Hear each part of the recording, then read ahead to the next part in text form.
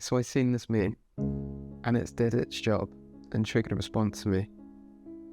But it also got me thinking. We have an obsession with the literal. If something is more realistic, it is intrinsically better and more value. To be able to paint hyperreality is better than being an abstract expressionist. Taking photos that are crystal clear, razor sharp, with no noise or grain with a 100 megapixel camera is the pinnacle of photography. But it just isn't. Is it? When Van Gogh painted Cafe Terrace, he could have made a hyper-detailed painting. He had the technical ability, he had the knowledge, and he's already shown it at this point in his career.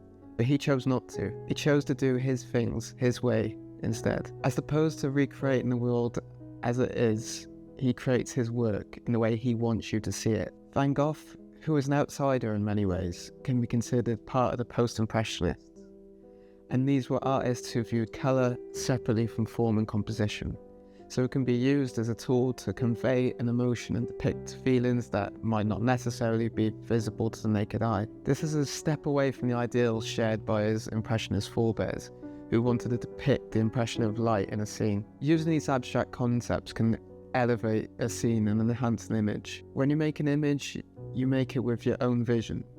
It's not your job to recreate something. A robot can do that. Using colour or the absence of as a tool is seen in a lot of cinematography and photography.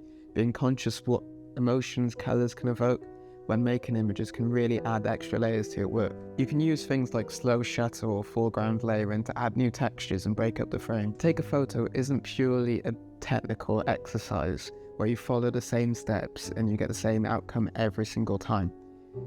Sometimes it's okay to go off the beaten track.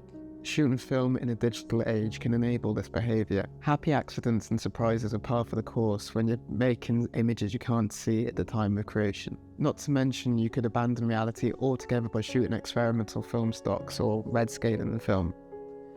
As photographers, it's easy to get caught up and obsessed with the specs of the gear we use. You'll see people arguing over the most minor details and people swearing blindly that they need hyper super fast autofocus and AI recognition like their lives depended on it, despite the camera they already owned was fit for purpose a few weeks ago before this new camera got released. It's easy to lose sight of what the actual goal is. Just because something's newer, more sophisticated, it doesn't mean it's any better at creating. In the same way Van Gogh chose to shun high fidelity for abstraction, filmmakers can do the same. We live in a time where you can get a digital cinema camera that can shoot astronomically high resolution and clinically sharp images, but you still see filmmakers using 16mm and 35mm film formats. Now on paper, these formats are technically imperfect by modern standards, but these formats can be a vehicle for the stories that are being told.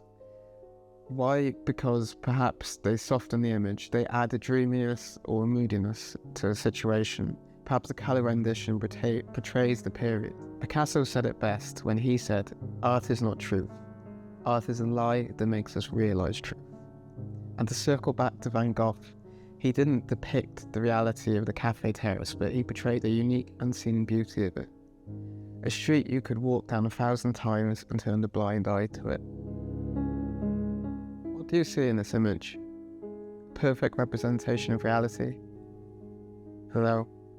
What you're seeing is an interpretation. You're seeing an answer to a question, a reaction. The camera has taken in the information and the photographer has produced the results in the same way a painter would if they were to paint the same scene. Once you realise this is when you can play with reality.